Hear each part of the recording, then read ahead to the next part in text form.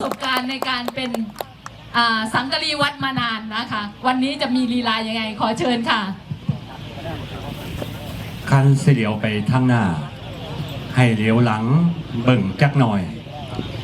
คันมายุกมาย้วยมือนั่นบ่ต้องไป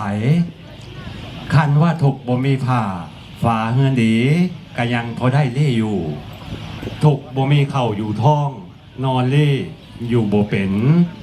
คันว่าหงคำฝ่ายบ่หมายงอยง่าต่ำๆบ่แม่นจิกแก่หลอดบ่แม่นขอนแก่นแต้บ่แม่นยอดโดแด้โตเจ้าสั่งสีบ่งอยสั่นดอกเด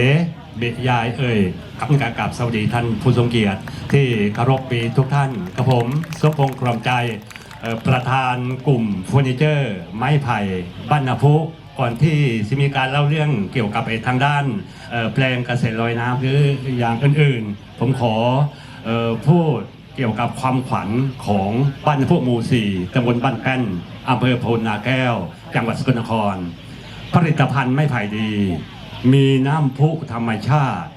มีรอยพระบาทบูชางามตาท่านางอาบธรรมชาติริมฝั่งหนองหานกังวานดนตรีพื้นเมืองหรือเรื่องเมืองตำนานอุลังคธาตุกับบรรยากาศสำหรับบ้านนาพูนั่นการมีของดีตามที่ผมได้มีการเล่ากันไปครับในตอนนี้นั่นการเกี่ยวกับทางด้านรอยพระพุทธบาทครับก็ได้มีการเหตุเกี่ยวกับทางด้านจีดอกจีดีเรียกว่าทางส่วนการเรียนรู้ทางท่าน้ำของทางเฮานั่นก็ได้มีการ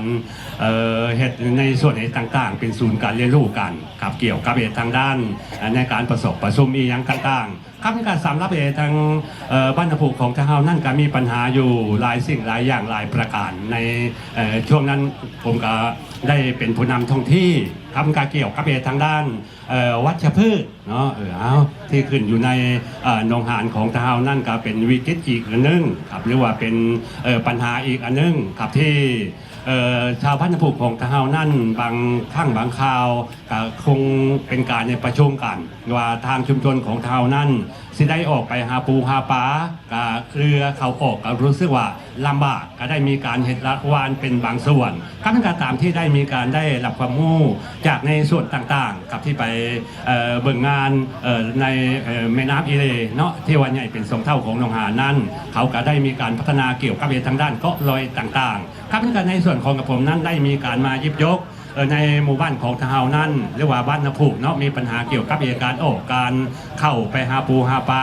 เลี้ยงชีพของชุมชนของทางเฮาก็ได้มีการนำวัชพืชเนาะที่เป็นตัวปัญหา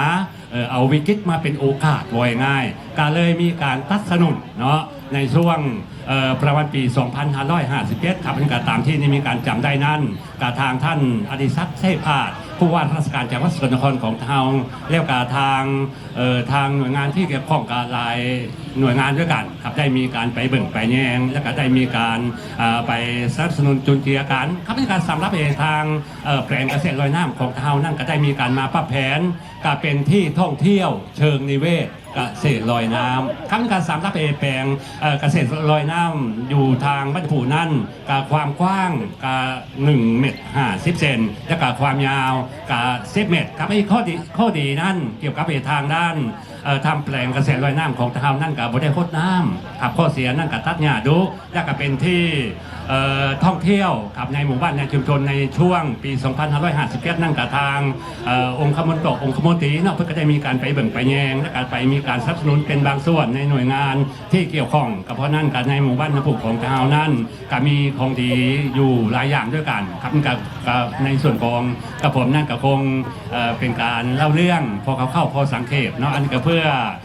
สิได้มีการพัฒนาคืบหน้าในน้ำหนองหานในจังหวัดสกลนครของไทยเราครับผม